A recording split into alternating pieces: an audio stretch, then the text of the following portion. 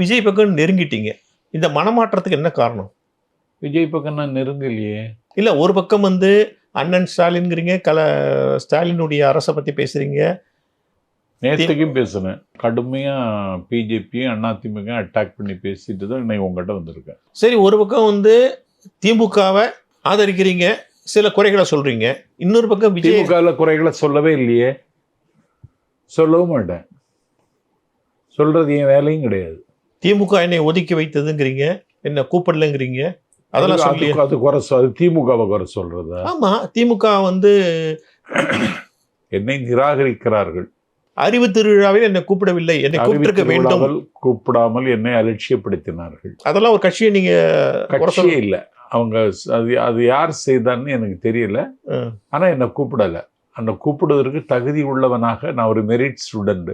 என்ன ஏன் கூப்பிடல அப்படின்னு அந்த என்னுடைய ஏக்கத்தை வலியை பதிவு செய்து அதுதான்.